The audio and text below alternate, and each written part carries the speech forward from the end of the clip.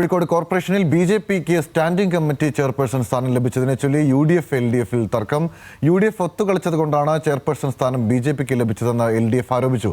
എന്നാൽ LDF BJP ഒത്തുകളിയാണ് നടന്നതെന്നാണ് UDFന്റെ ആരോപണം.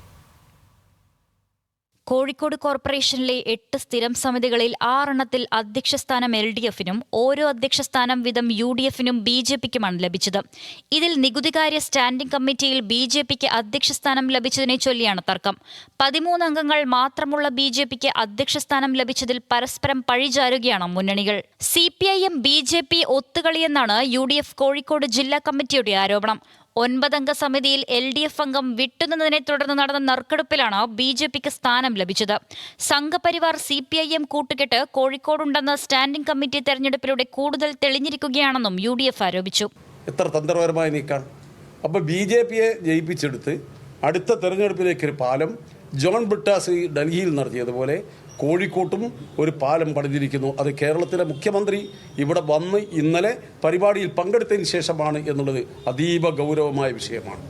എന്നാൽ 28 അംഗങ്ങളുള്ള UDFന് 2 സമിതിയിൽ വിജയിക്കാൻ കഴിയുമെന്നിരിക്കെ BJP ജയിച്ചത് UDF BJP ഒത്തുകളിയാണെന്ന് കോഴിക്കോട് മേയർ O സദാശിവൻ ആരോപിച്ചു. കോൺഗ്രസിലെ ഗ്രൂപ്പ് വഴക്കാണ് ഒത്തുകളിക്ക് പിന്നിലെന്നും മേയർ പറഞ്ഞു. ഒന്ന് ഞാൻ മനസ്സിലാക്കുന്നത് കോൺഗ്രസിന്റെ അകത്തുള്ള വലിയ തോതിലുള്ള ഗ്രൂപ്പ് വഴക്ക് ഏകീകരിച്ചൊരു തീരുമാനമെടുക്കാൻ കഴിയാതെ ഉണ്ടാവാം എന്നതുപോലെ തന്നെയാണ്. അങ്ങനെ ഒരു സാഹചര്യം ഉണ്ടാക്കുന്നതിന് ഒരു വിഭാഗമെങ്കിലും കോൺഗ്രസിൽ BJP ആയിക്കൊണ്ട് യോജിപ്പ് ഉണ്ടാക്കിക്കൊണ്ട് വേണ്ട ഒരെണ്ണം BJP വിജയിക്കട്ടെ എന്നൊരു നിലപാടിലേക്ക് കോൺഗ്രസിൻ്റെ നേതൃത്വത്തിൻ്റെ അറിവോടുകൂടെ തന്നെ ഉണ്ടാക്കിയതാണെന്നാണ് ഞങ്ങൾ ഇപ്പോൾ സംശയിക്കുന്നത്. എന്നാൽ BJP ജയിച്ചതോടെ LDF UDF രഹസ്യധാരണ പൊളിഞ്ഞതായി BJP ജില്ലാ പ്രസിഡന്റ് അഡ്വക്കേറ്റ് പ്രകാശ് ബാബു പ്രതികരിച്ചു. കോഴിക്കോട് കോർപ്പറേഷനിൽ ചരിത്രത്തിൽ ആദ്യമായി BJPക്ക് സ്ഥിരം സമിതി അധ്യക്ഷസ്ഥാനം ലഭിച്ചതിനെ ചൊല്ലി വരും ദിവസങ്ങളിലും വിവാദങ്ങൾ തുടരുമെന്ന് തന്നെയാണ് UDF LDF പ്രതികരണങ്ങൾ വ്യക്തമാക്കുന്നത്.